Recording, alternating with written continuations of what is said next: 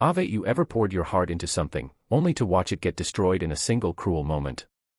Imagine leaving for a week, thinking everything was safe, and coming back to find your garden, the one you built with sweat, tears, and memories of your late loved one, ripped out from the ground by a neighbor who thought she had the right. That's what happened to me.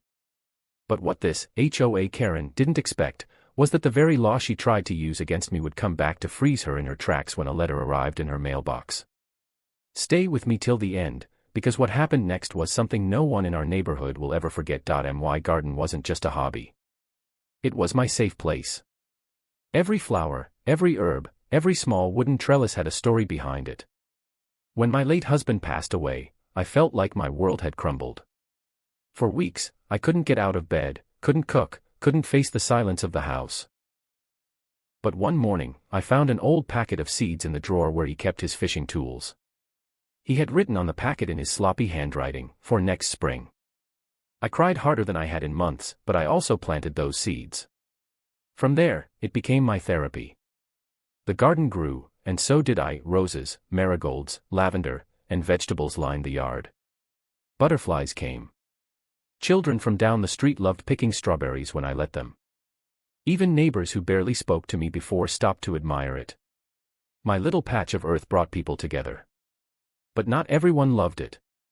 Across the street lived a woman named Marlene.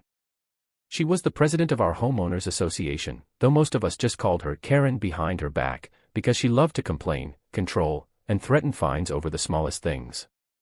A lawn ornament in the wrong place, a recycling bin left out an extra day, even kids playing too loudly, she had something to say about it.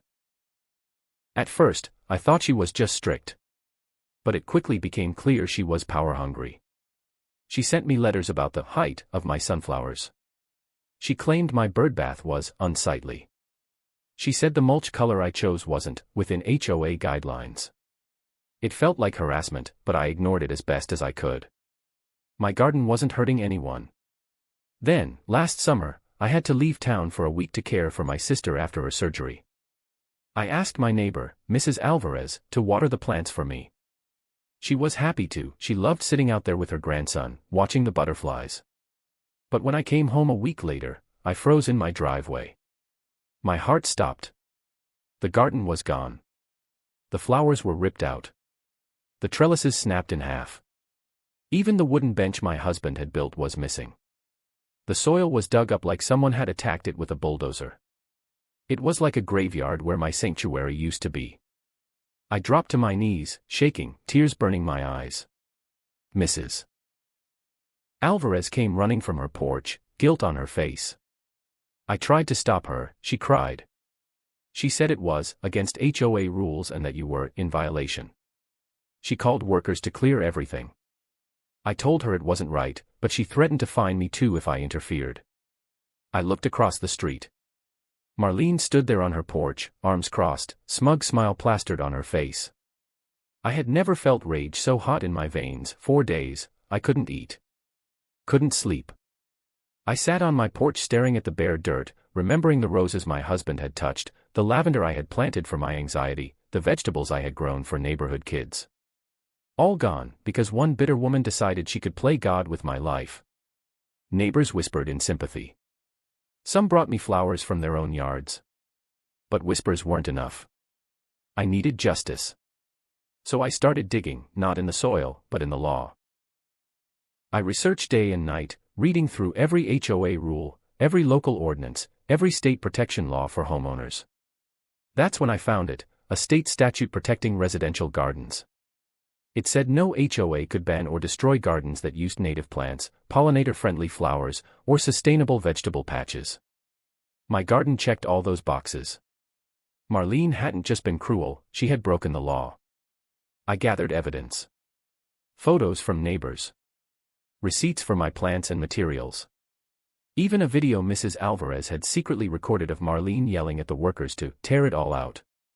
When I filed the complaint with the state, I half expected nothing to happen. But 3 weeks later, a certified letter was delivered, not to me, but to Marlene. The whole neighborhood saw her open it at her mailbox. I'll never forget the way her smug smile melted into shock. Her hands shook. She read it twice, then a third time, her face turning pale. She looked around, as if suddenly aware that every set of eyes on the street was watching. The HOA, and Marlene personally, were being fined thousands of dollars for violating state law. Not only that, but she was ordered to pay for the full restoration of my garden. Word spread like wildfire. For the first time, Marlene wasn't in control. She couldn't bully her way out of this. She had to pay. I used the money not only to rebuild my garden but to make it even bigger, even brighter, and even more beautiful than before. With the help of neighbors, we turned it into a community space. Children played there, neighbors sat together, and even strangers passing by stopped to take pictures. As for Marlene, she stopped attending HOA meetings altogether. Her reign of terror ended the day that letter hit her mailbox. And me? I realized something. A garden isn't just about plants. It's about roots, roots of love, community, and resilience. She tried to destroy it, but in the end, she only helped it grow stronger.